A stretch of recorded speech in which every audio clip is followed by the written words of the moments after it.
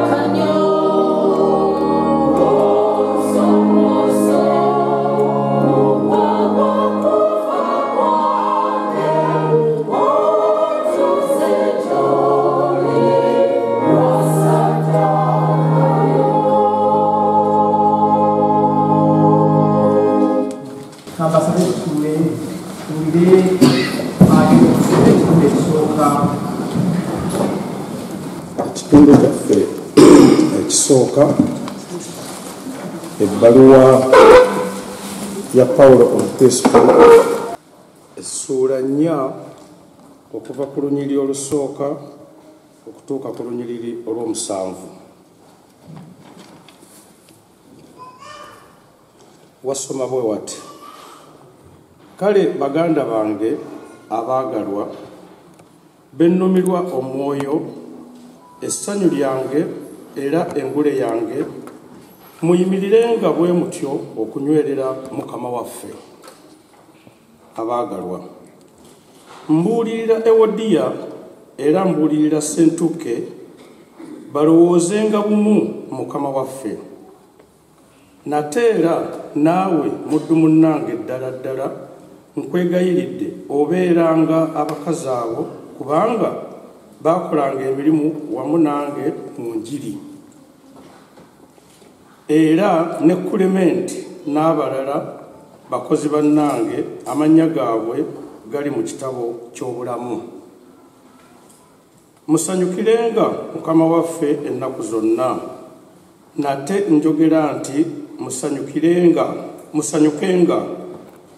Okuzibiikiriza kwammwe kumanyibwenga abantu bonna. Mukama waffe ali kumpi. Temweraliikiriranga kigambo kyonna, naye mu kigambo kyonna mu kusabanga n'okwegayiriranga awamu n'okwebazanga bye mwagala bitegeezebwenga eri Katonda. N'emirembe gya Katonda egisinga okutegeerwa kwonna ginaabakuumanga emitima gyammwe n'ebirowoozo byammwe mu Kristo Yesu. Ambasabe tuyimirire tuyimbe oluyimba 335 nga agenda okusomera enjiri nga naye yeteekateeka. Oluyimba 335.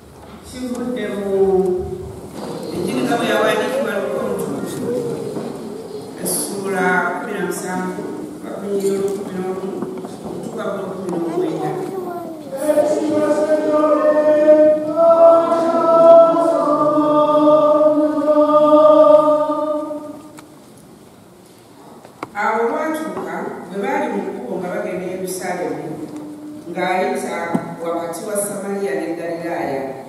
Awo yayingira mu mbuga emu ne bamusisinkana abantu 10 abagenge abaayimirira ewala ne boogerera waggulu ne bagamba nti, Yesu Mukama waffe otusaasire. Bwe yabalaba n'abagamba nti, mugende mwerage eri bakabona. Awo lwatuuka bwe baali nga bagenda ne balongoosebwa. Awo omu ku bo bwe yalaba ng'awonye n'akomawo n'atendereza Katonda n'eddoboozi eddene, n'avuunama awaali ebigere bye ng'amwebaza, era oyo yali Musamaliya. Yesu n'addamu n'agamba nti, 10 bonna tebaalongoosebwa, naye bali 9 bali ludda wa? Tebalabise abakomawo okutendereza Katonda, wabula omugenyi ono? N'amugamba nti, yimuka ogende, okukkiriza kwo kukuwonyezza.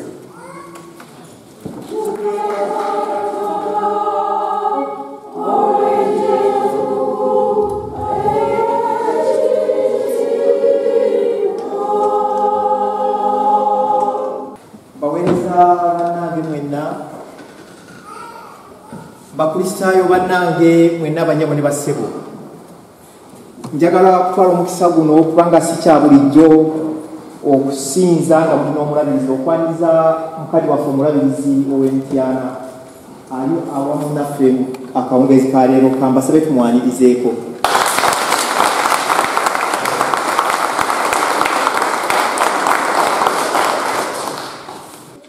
Tugenda kuyimba oluyimba 188 nga Bishop yeteekateeka okujja okuyisa ekigambo kya Katonda. Oluyimba 188.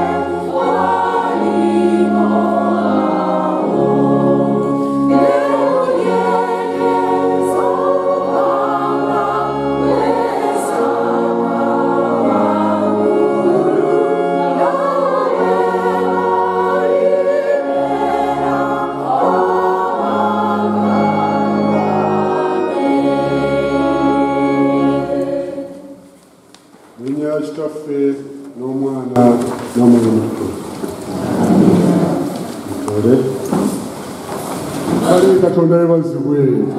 Mukama mulungi ekiseera kyonna, kubira Yesu mu ngalo ez'amaanyi. Ate njagala ne gw'otudde naye omukwateko mu ngalo omugambe nti Mukama akikoze. Mukama yebazibwe.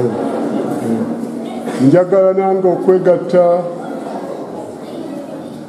kumwawule bevanshimye okubaaniriza. Weebale nnyo bali ddala ne Dr. Kaziro, mwebale okukola entegeka.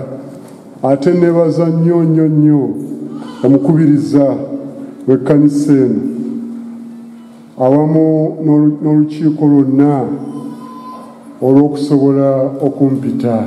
Baneemwe balinyumwe bali ddala. N'ebigenze mu maaso awo okukola entegeka, okunoonya ssente okuteeka kino, nange kennyini okunteekamu cash nsobole okujja wano. N'abalala bawandiisa amabaluwa, ndaba Harriet ono, ndaba mukulu Katabalwa, ndaba mukulu Joel, ndaba abantu bonna abanyaniriza wale ennaku zonna ze tumaze wano. Kabayebaze baneeka mbabuulire abantu okutuulako awamu ne munyumyako ne musekako lyerimu ku ddagala lye twetaaga. Okusekako, okunyumyako, laughing is a therapy. Omuntu atasekaako, atanyumyako, atasaagako buli kiseera n'obeera serious, oluwamu katawaana, pulesi ejja kukubira bwere. Pawulo atuuse obubaka buno eri abakristaayo ab'ekkanisa ey'e Filipi. Ebbaluwa eno yali egenda bbaluwa yawamu ey'okuzzaamu abakristaayo amaanyi ate n'okubeebaza. Erimu omulamu omukulu ogw'okusanyukira mu Mukama waffe. Gamba munnakunanye okusanyukira mu Mukama waffe. Era ensonga ez'okusanyuka yazoogera emirundi ena. Okusooka, okusanyukira mu kubonaabona, kuba ye yali mukomera. Okusanyukira mu kukkiriza Mukama. Okusanyukira mu mbeera yonna gye tuba tutuuseeko mu bulamu obwa bulijjo. N'okusanyukira mu kugaba. Bye bitundu bina buli chapter eyogera. Okusanyukira mu kubonaabona, okusanyukira mu kukkiriza, okusanyukira mu mbeera yonna naye okusinga ddala ey'okuweereza, n'okusanyukira mu kugaba. Yabyogera bwete kubanga yalina okubonaabona kwe yayitamu ng'asibiddwa ebbanga ddene mu kkomera, naye n'awandiika ng'ate yeebaza nabana abamuyamba bambi. Yagala ku mukyala mu Essuntuke, Ewuniike, bonna abamuyamba, n'abalala basonda ssente okusobola okumuyimiriza mu bwetaavu bwe yalina, n'abeebaza. Era n'alyoka ategeeza nti manyi bwe kiri nga weetaaga, ate manyi bwe kiri nga tolina kintu kyonna, okubonaabona kwonna. Ebintu ebyo byonna yabyogera, n'alyoka abakubiriza n'agamba, n'olw'ensonga eyo temweraliikiranga kintu kyonna. N'olw'ensonga eyo temweraliikiranga kintu kyonna. Kaakati ne mu kifo ky'okweraliikira naawe ensonga ssatu. Mu kusabanga kugira ki bannaye? N'okwebazanga n'okugira ki? N'okwegayiriranga. Byonna bye mwagala mubitegeezanga ani? Katonda. N'olwekyo olunaku luno twebaza Katonda. Lunaku lwa kwebaza. Twebaza Katonda olw'ebyayitwamu naddala okutandika ekkanisa ey'okusinza mu Luganda. Si kusinza kw'Abaganda, naye okusinza mu ki? Mu Uganda. N'olwekyo Katonda yeebazibwe kubanga abantu bonna aboogera Oluganda mujja kubeera nabo. Era nalabye wano abanyaniriza, Abasuga abanyaniriza wano, abewaife Busoga banansagala eno okubabonako. Abantu bonna mulimu nabano abavudde Apaaki balaba wano. N'olwekyo okusinza mu Luganda kikulu nnyo. Baleetamba buli okusinza Katonda mu lulimi lwo kirina kikutuuka wala. Nze engeri gye nnyimbamu oluyimba nalyoka ne nkusenga ggwe mu Luganda, si bwe luyimba oh happy day that fixed my joy. Oh happy day, oh happy day When Jesus washed my sins away, He teaches me to watch and believe what heaven took up. Nsanyuse, Yesu ya mpulira ng'oluyimba lutuuka mu ntabiro kugamba ng'oluwulirira ddala owulira Katonda asembedde kumpi nnyo mu ngeri ngeri. N'olwekyo olulimi kintu kikulu ky'ova olaba Katonda yalweraliikirira mu Lubereberye Essula 11 yeeraliikirira olulimi abantu bwe beegatta ne batandika okuzimba omunaala okumutuukako n'agamba abantu bano bagenda kuba bamutawaana mu Lubereberye Essula 11 n'abatabulatabula ennimi zonna ne zoononeka. Naye abantu bwe bakozesa obulungi olulimi bakola ekintu ekitegerekeka. Bwe bakozesa obulungi olulimi lwabwe nga beegasseemu bulungi bajjamu omulamwa. Kakati kuno okusinza mu Luganda kwakugulumizaani Katonda ayinza byonna, Katonda w'eggulu. Mukubireko mu ngalo ez'amaanyi.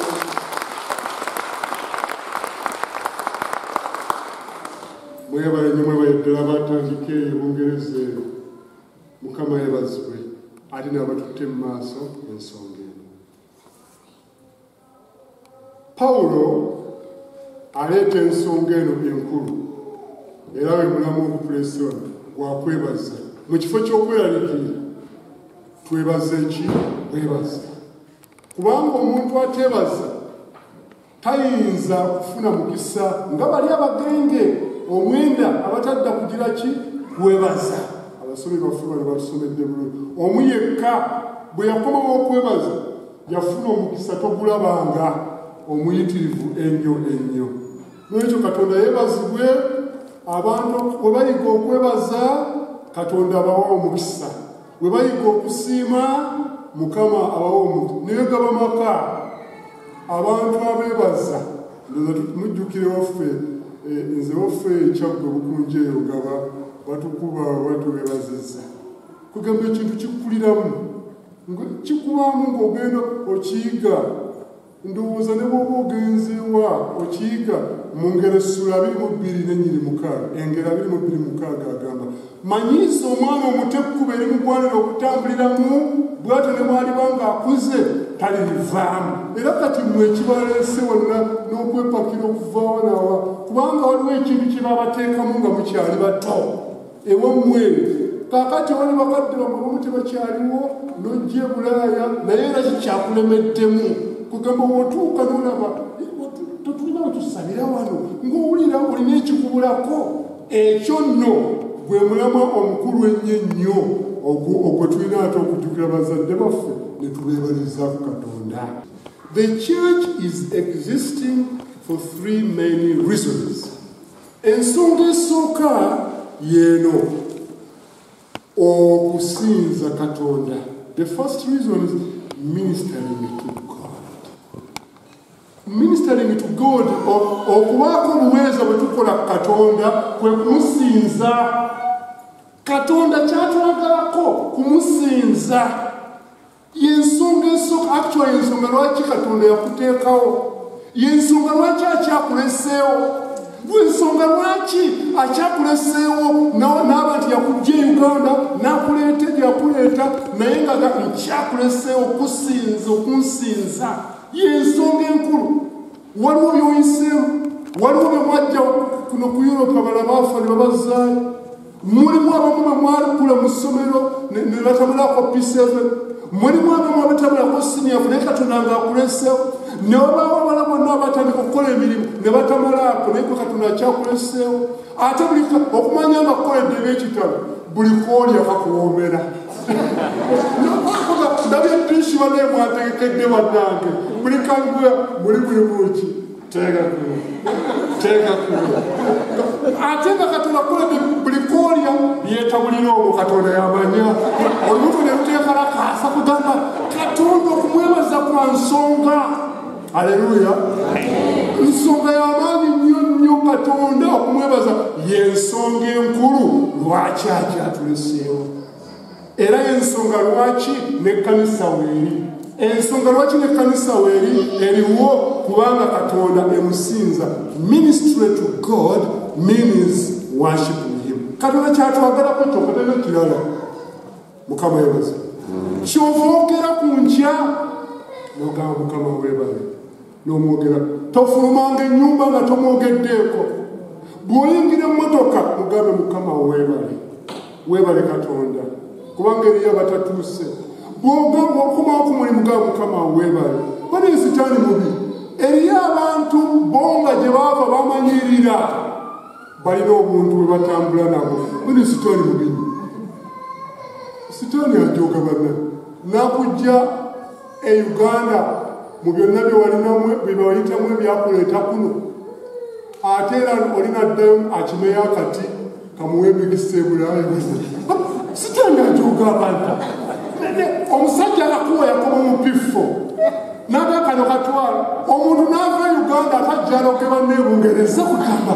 oba balogere esojeni kugamba waliwo sitaani ng'ajooga banekamba bule Katonda yateekwa okusinzibwa yalina obulamu bwe yakutegeera Katonda yakuwaniridde bw'ati Katonda yagamba kibe ne kiba ye Katonda akuyimusa ye Katonda akusitula ye Katonda akuwanirira ye Katonda agaggawaza ye Katonda ateekawo ekisa ekyenjawulo Mukama nakukolera ebyekisa nakubanga akubedde okyasobola okufuna akasente akakola n'akaviiri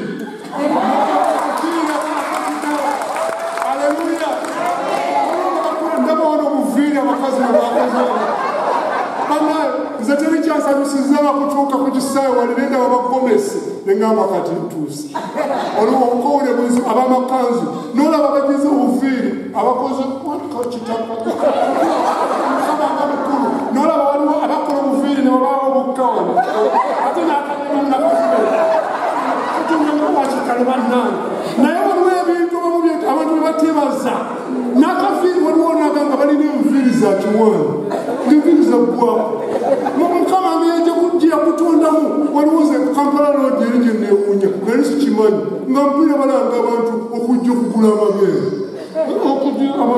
okugirawo gano mabeere si ga kiwanyi gano n'obubiina obubi bagula obubiina nga bagula bugule era wensasiira nagamba basajja emitiina bannaye mulekerawo obwenzi ojja kujo obanga akabiina ke kakubye kakati ogenda okutuukawo kange oli agamba ndiya sukali ndizi switi hati waliwo omusumaali wenteeka akabina kange kakati ensi ya biwanyi abantu beetaaga kutegeera Mukama yatonda biwanyi naye Katonda kyakukoledde kyakutuusizzaako kyova mwebaza olw'ekyo webaze Katonda olw'ekyo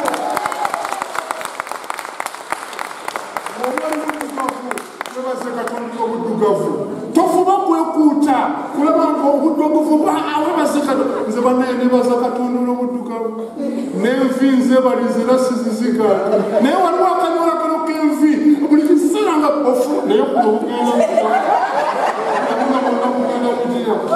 webaze Mukama nkwebaza olw'envi kakati okumulira okufa abantu abawanvu n'ogamba Mukama senga nange Katonda wange wampa sayizi ng'eya Bishop Kazimu omanye ebizibu by'abawanvu waliwo nga nina takisi okuva ewaffe ninnya mu buyikwe enzira y'eryengogwe emmotoka ejja nga tutuula ne mutuula bwe muti emmotoka tezijjulize waffe okugjako n'otuula tejjula weeyongereko yamba munno ayalinga yamba munno ne mwenyigiriza naye ndi mubuulizi nno ngenda okutuula bwenti ngenda eri waffe ennyenga okujja ku mmotoka olinaga weeyongere wano kakati ndi muwanvu nga nina okubaako eitha gwendera oba bandeere ne bagamba ekyusi kakati ngenda okujja bwenti neŋŋamba andeera ate mukyala eno kugundi eno ndi bubi bwenti nentebereza okubuuka nga mugwako neŋŋamba olugendo olwo terubalikeko neŋŋamba nze kamulere neŋŋamba abukebuka angweko era bannange bandeka neŋŋamba naye abampi nga beeyagala bweyagazi bayingira buyingizi mu mmotoka webaze Katonda olwa sayiziyo towalira Katonda kyakuwadde kiwebaliza oba yakutonda kasayizi akatono kebalize oba yakutonda nga kanenenene kebalize gwe musajja gwali oba yakutonda nakuteeka ku public opinion ekibaliza oba mukyala gwe yakutonda leka kuwalira ate oli agule ayongereko eno afune boys quote emabega mukama nkoledde simbirawo nambira munakulinange ndi awo yakutonda woba simbirawo tonoonya byotalina ekyo kyakuwadde kyekikyo. Haleluya. Oyo omwami gwakuwadde omukyala oyo towalira mulimu abamwana amaaso agenda lero natunulaba amagama gagasengana mukama yampango osiiwe yakuwa matira onekoyakwinanye ntigiga okumalibwa. Haleluya. Obanga oli singo awo mukama wakutegama mukama okwebaza nkyalinga bwenti bw'oliba onsalira olina kyoteekedde ekirala naye nakyo ndikyebaliza ekyovuula waabanga mukama si nsonga mukama omuntu oba yamutwala oba ki gwe kaa mukama nkwebaza wendi ebisigadde mbikulekedde teweeraliikira kirala kyo naye byonna ensonga zitegeezaani Katonda. Haleluya. Eyo n'ensonga esooka ya kyaki. Ensonga ey'okubiri lwaki ekkanisa weeri to minister to the world. Minister to the world. Okugenda ne tubuulira abalala. Ensi netulaba mu Great Commission mu Mateyo essula 28:18 mugende mubuulire enjiri eri amawanga gonna. Ekyo mukama era bwe bannanga bali ku mawanga eno kambategeeze Katonda tabatumye kujja eno kukola ssente kyokka. Katonda abatumye mubeere abajulirwe. Mumanyi nti enjiri yava eno mu bakyeruppe n'ejja waffe naye kakati yabaggwamu dda kati ate ffe mukama bw'ayita tukomewo tugireeta enjiri. Haleluya. Era nze buli mwaka nina okugenda mu Amerika neŋŋendawa emirundi ng'ebyo tikiti ne bagimpereza ne mbuulira enjiri okukama ne ŋŋamba bagitubuulira kati baweddemu kati kikomyewo ati. N'olwekyo Katonda takuyise gwe mukyala gwali wano naawe mwami gwe kubeera kuno ng'okola ssente kyokka naye n'okujulira Yesu nti ye kabaka w'abakabaka n'okujulira Yesu nti yalina byonna n'okujulira Yesu nti amala n'okujulira Yesu nti alokola n'okujulira Yesu nti awonya n'okujulira Yesu yayinza byonna. Ekyo kyakuyitidde n'okumujulira nti Katonda afaayo nali muzibe kati ndaba nali nsobeddwa Yesu nanyimusa nali mwavulunkupe kakati nnaka enneekoleddewo nali sinnyomebwa kakati nsibwamu ekitiibwa nali sirina abuntu newembeera ku kyalo waffe naye kati ne bw'otuuka obutuusi ne bawulira ng'otuuse baga nti omwana waffe yatuuse. Haleluya. Katonda bwakuyimusa neyali yakukyawa akwagala. Katonda bwakuyimusa neyali takwekubeesezaako afuba okusembeera. Omuntu bw'abeera successful tagenda kuba orphan. Kuba oba successful buli kiseera oba n'abantu abakutambulirako okumpi kubanga Katonda kwedde n'ekisa kyova weetaagoka mukama weebale okunzijja wano naye abantu bonna ne Katonda bakuyisizza ayagala otegeeze nti mukama kino yakikoze si magezi go si busobozi bwo si maanyi go naye Katonda yakikoze omwogereko eri abalala. Haleluya. Ensonga eyokubiri n'ensonga esembayo yeeno ministry to one another.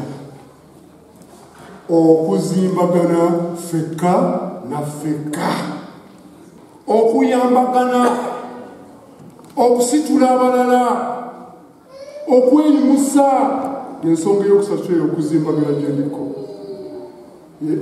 kyakusatu okuzimbagana nkolera ku munaku binanyawo nti okiwulidde ekyo.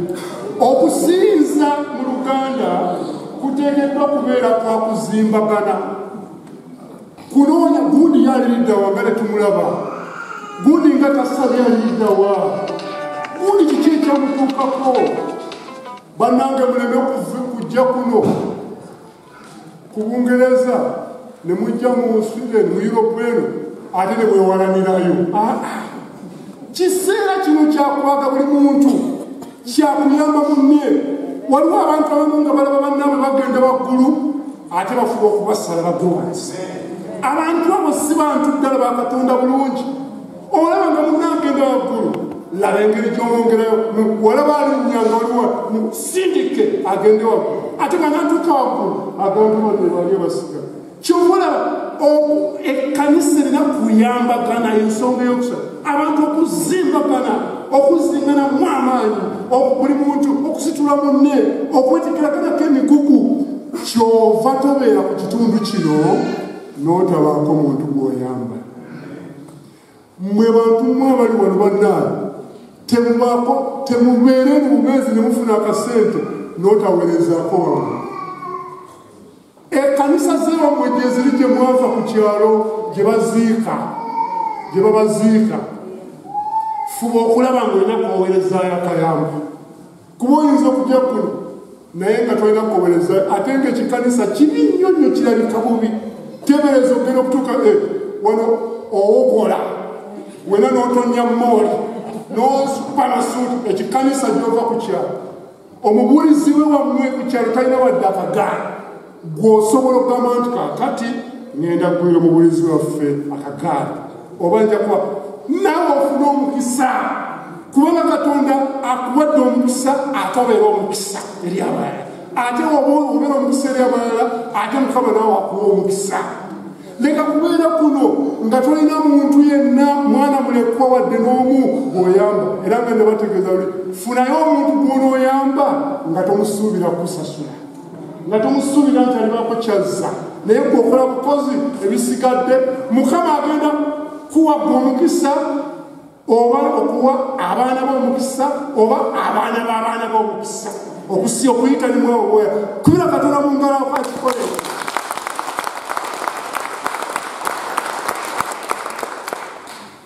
Musobolera ddala werekereza si bantu nti balina kuba bagaggaaba. Mbuulizi oyo gw'otudde nayo owange gwe ekkanisa yawamwe gy'ova ku kyalo olina kyoyambayo. Mukama yabazima awolooza mwetegedde. Njagala okubebaza ab'Ebungereza mwanyamba nnyo nga nzimba lutikko nnyo mwebaledde era lutikko yaffe era egenda sente zemwampa akavanga tugenda kugiggulawo ng'ennaku z'omwezi 27 Oktoba.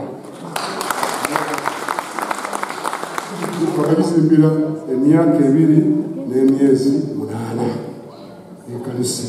Naye bantu banyamba omanyi Mitara Diocese tukola ku moto mujje tuzimbe ate nze kazimba. Kale abantu mbayita okuzimba kayingire by force buli kiseera okola emuntu Mukama.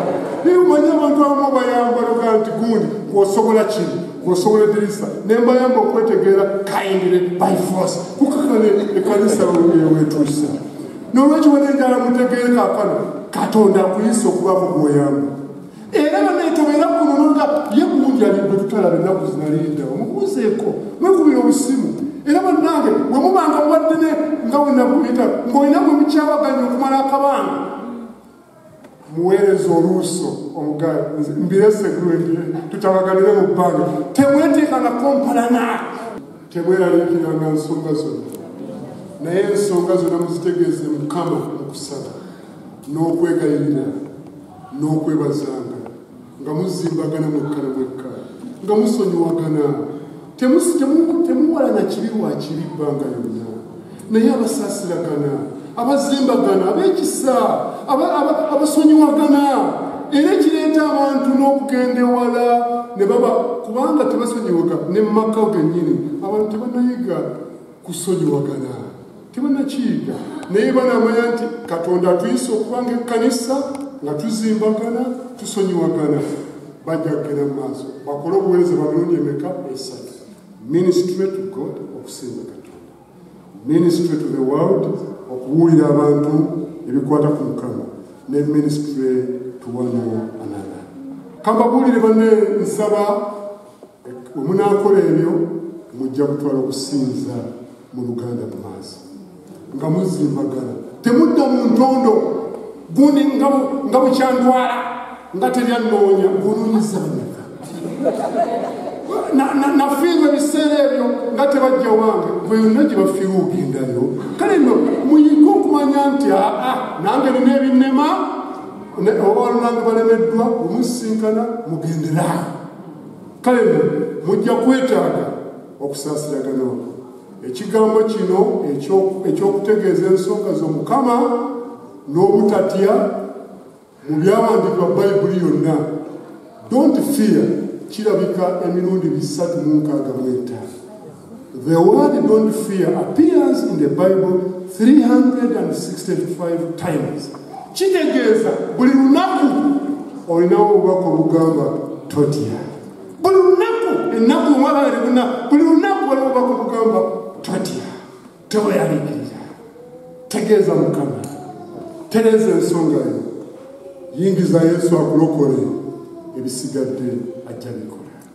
Mu linnya lya Kitaffe n'Omwana n'Omwoyo Omutukuvu.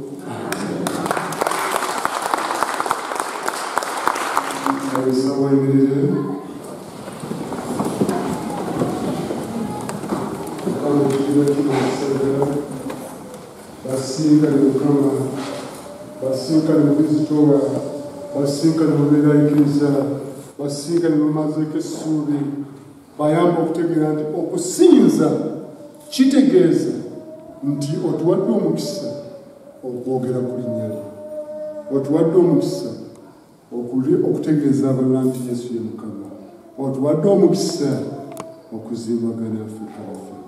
Kale nsabira ekibiina kino abalina ebizitowa n'abalala nga balina ensonga oba oliawo za butuuze oba zikwatagana ku nsimbi oba zikwatagana ku bantu be balekeeka, nsaba omenye amaanyi ag'ekizikiza abanabo bano bawa omukisa gutaliiko buyinike. Mbasabidde mu linnya lya Kitaffe n'Omwana n'Omwoyo Omutukuvu. Kutendereza Yesu ori mwana wandika uchikonsa okunasisa nebasa obulokozi. Maya yaffe egenda kubayingiramu n'okubabuulirako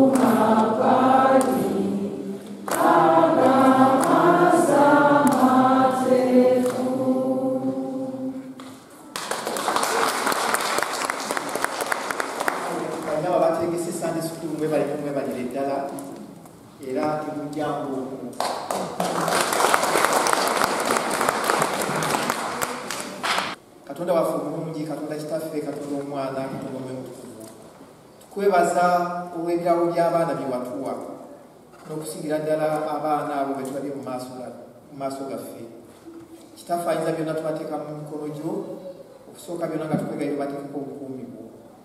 Ate era Kitaffe tuwayo ne bakadde baabwe ababalabirira, obawe amagezi n'okubalungamya basobole okukuza abaana abo mu mpisa ez'okutya n'okwagala. Gaziya ensawo zaabwe, Ayi Mukama, zisobole okuvaamu ebyo ebiyinza okutuukiriza ebyetaago by'abaana abo. Kitaffe bateekeko obukuumi bwo nga bava mu maka gaabwe nga bagenda mu masomero, obataase ebiso, obataase enjaga eri mu Europe, obataase entamiiro. Naye mu byonna buli anaabatunulangako ng'alaba ekitiibwa kibwa Katonda mu Yesu Kristo Mukama waffe.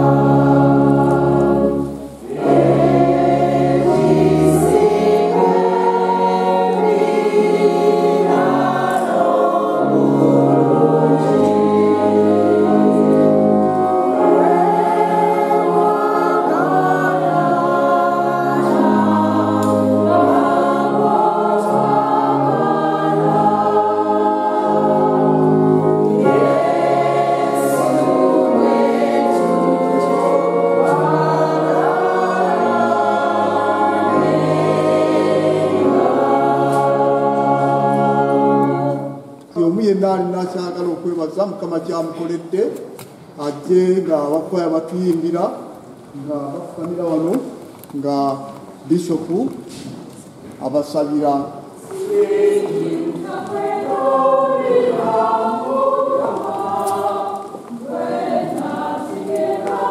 Sorry.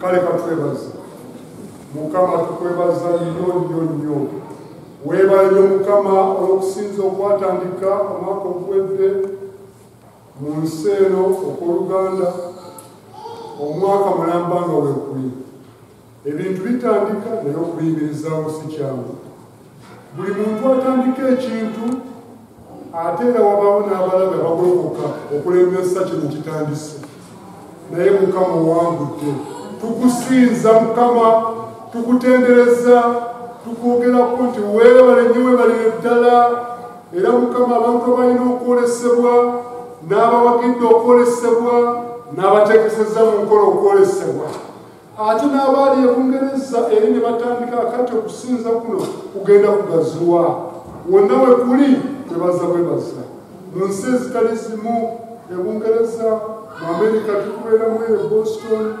abali e Canada Mukama weebale era Mukama tukwegerera okusinza kuno kugende mu maaso okkiriza okuwa omukisa abantu nga bawaayo ssente zaabwe bawaayo ebiseera byabwe tubadde tuwulira okusaba ku makya Venerable Canon Samuel Waswanga basabira ng'asabira abantu wano ng'asabira wa Mukama obawo omukisa.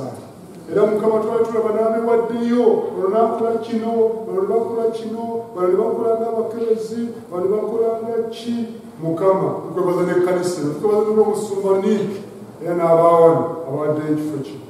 Tukwebaza n'abalala Mukama abasobodde okukola kyonna okulaba nga tutuuka wano n'abatuuse wano ne bano okubagabira n'abadde batutambuza wano nawali Mukama tukwebaza bwebaza bonna bawo omukisa era n'abatuleese nga twetwogera ku nkya ne munafu baluutu n'abalala bamalidde okutwala ekkanisa mu maaso bonna tubasabidde.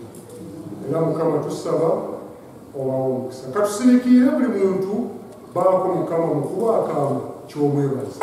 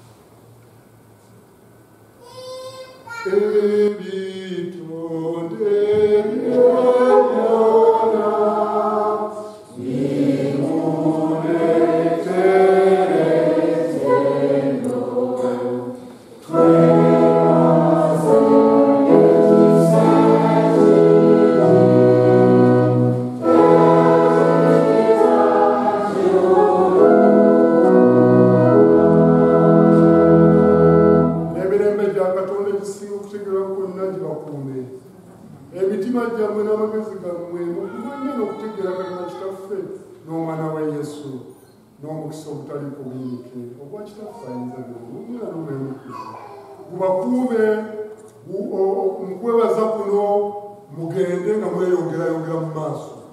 Omukisa waffe gulimu okwavako kaakano n'emirembe ekitaggwa.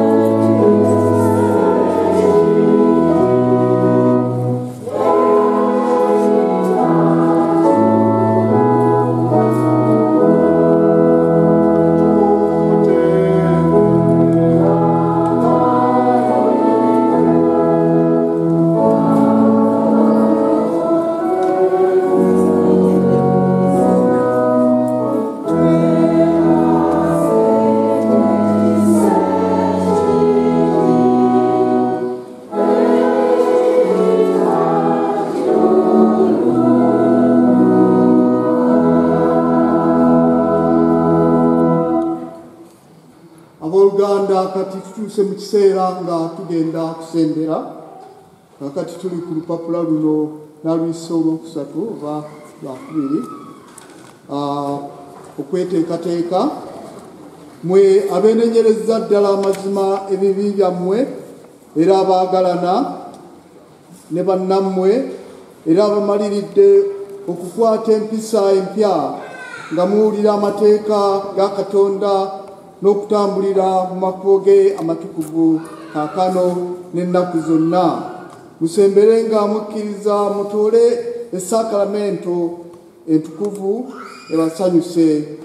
Mwatulire ebibi byammwe Katonda ayinza byonna n'emyoyo emikkakkamu nga mufukamidde maviivi gammwe n'obuwombeefu. Kati waliwo essaala ey'okwerenya ebibi byaffe ebikupapula buno.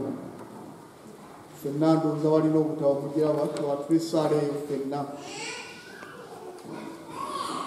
Katonda ayinza byonna Kitaawe wa Mukama waffe Yesu Kristo omutonzi w'ebintu byonna asala omusango gw'abantu bonna twatula tunakuula ebibi byaffe n'okwonoona kwaffe okungi etwakakoze obubi ennyo ebigambo etwakalowoozezza ebitwakogedde nezitwakakoze nga tunyooma kitiibwa Katonda bwo kyetuvudde tusaanira ennyo obusungu bwo n'ekiruyi kyo twenenyereza ddala tunakuwadde nnyo olw'ebibi byaffe ebyo bwe tubirowooza emyoyo gyaffe gituluma obuzito bwabyo butulemye otuddiremu ayi kitaffe w'ekisa kyonna bw'omwana Yesu Kristo otusonyiwe byonna twakakoze otuwe omukisa tuweerezenga tukusanyusenga mu mpisa empya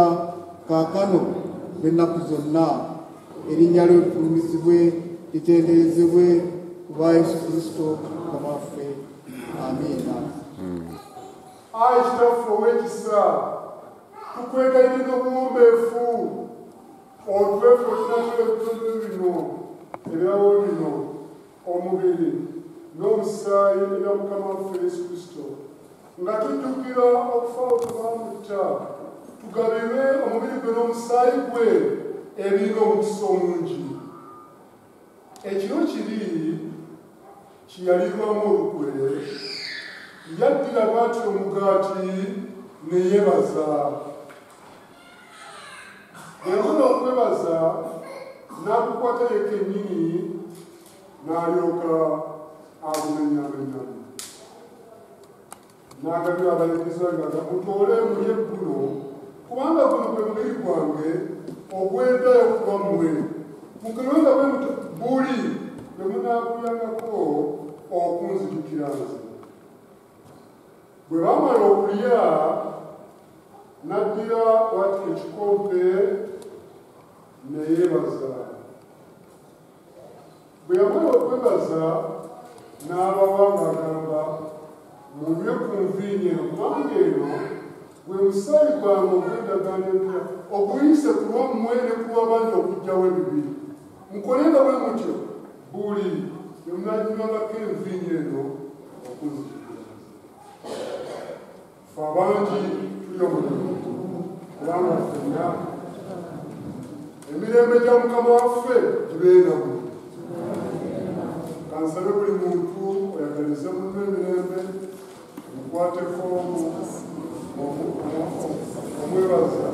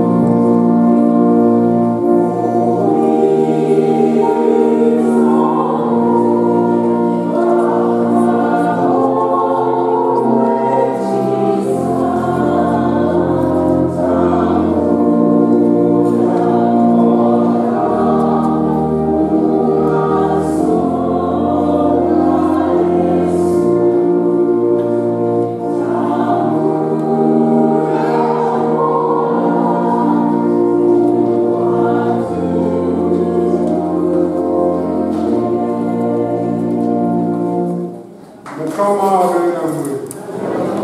Bayimbi bakubire ku mugabo.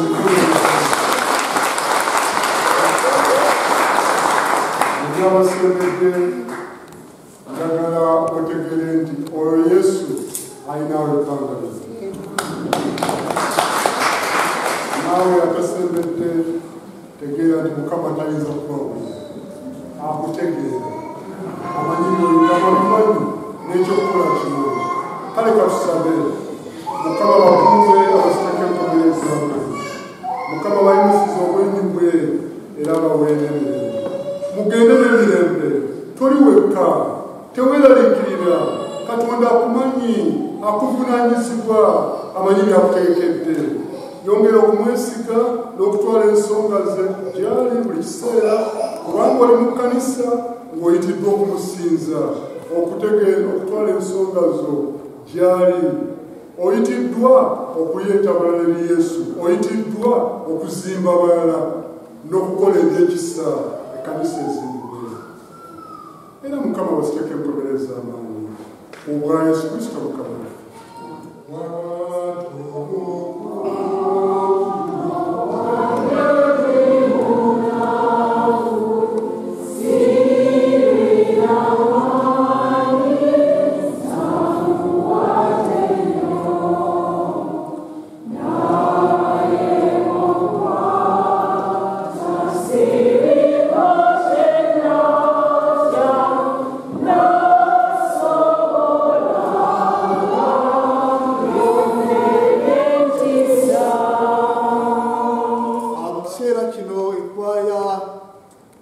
Yabooluganda bannaffe Abakatuliki batuze bayimbe oluvannyuma omukulu w'Abakristaayo ajja kulamusa ku bagenyi era n'ebirala by'anaalanga.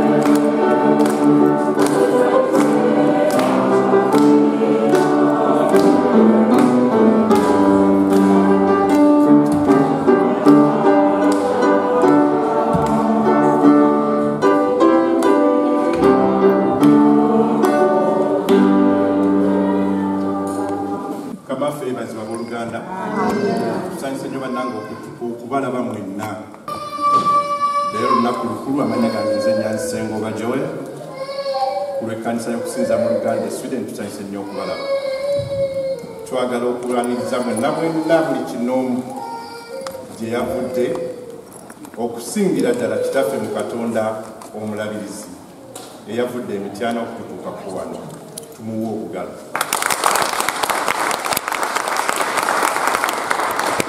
Nga bwe yavudde ewala abazze n'engalo tumuwe engalo.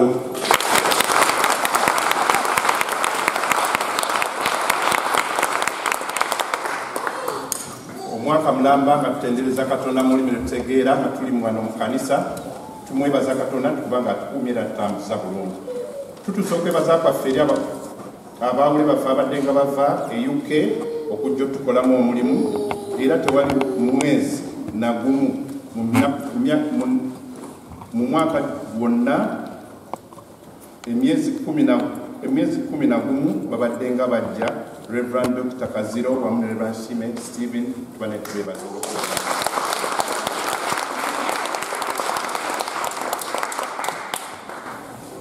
twandiza baganda baffe abaweereza ne Bishop abaawule wamu n'ababuulizi banetweyanze nyo tweyanzeege.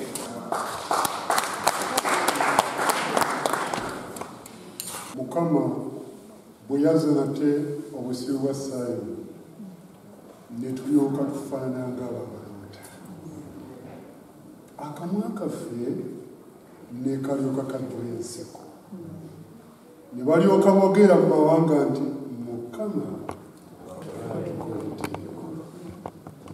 Mukama atukoledde ebikulu. Oze nate obusire bwaffe nga mumiika mu bukiikakkono. Abo abaasiga nga bakaaba balikomawo nga basanyuse nga beetisse ebinywanyi.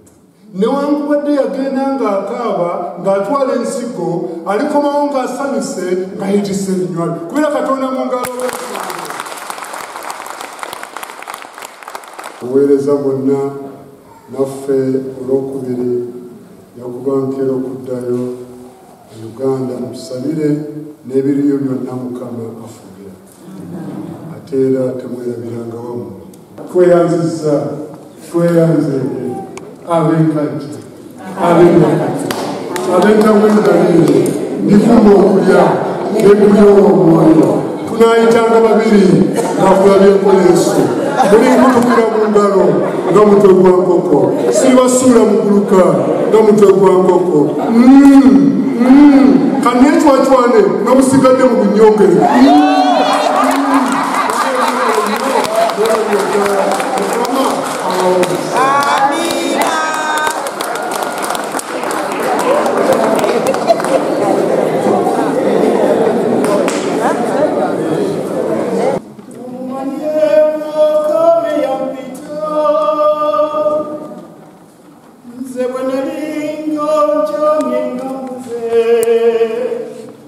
Come ci se cingi ciarino